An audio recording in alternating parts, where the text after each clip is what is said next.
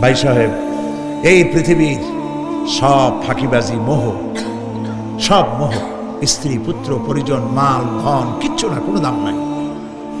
আল্লাহকে ভয় করুন, আল্লাহকে ভয় করে চলুন। ভয় তো করতে পারলাম না। এত বড় একটা রমজান মাস চলে গেল,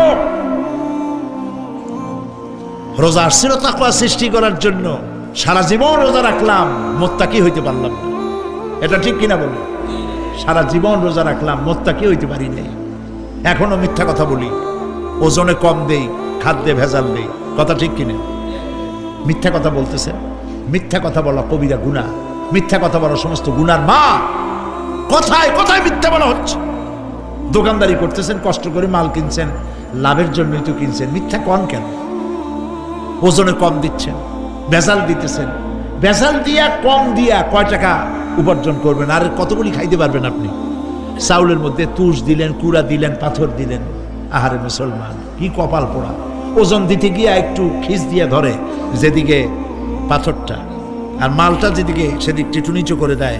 যে কেনে সে মনে করে মাশাআল্লাহ, লোকটা তো খুব ভালো, আবার তো বেশি দিছে। কিন্তু বাড়ি যেয়ে দেখবেন আপনারা 14 গ্রাম কম দিছে। ও 14 গ্রাম তো না, এখন তো গ্রাম বলে।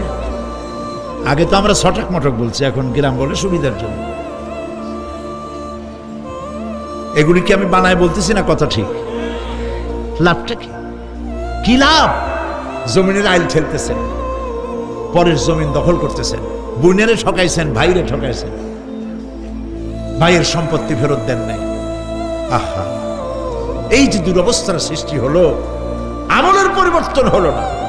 মসজিদ বানাইছি সব দালান, মসজিদগুলি সব বিল্ডিং হয়ে গেছে। নবী করিম সাল্লাল্লাহু আলাইহি ওয়াসাল্লাম বলেছেন, মাসাজিদুহুম আমিরাতুন ওয়া হিয়া খারাবুম মিনাল হুদা। মসজিদগুলি সব দালান হয়ে যাবে শেষ যুগে। এগুলি নবী করিম সাল্লাল্লাহু আলাইহি ওয়াসাল্লাম ভবিষ্যৎবাণী। মসজিদগুলি কি হবে? সব বিল্ডিং হয়ে যাবে। ওয়া হিয়া খারাবুম মিনাল হুদা, হেদায়েত থেকে খালি হয়ে যাবে। হেদায়েত নাই, খালি মসজিদ, building, tiles, mosaic, air condition সব আছে, হেদায়েত নেই।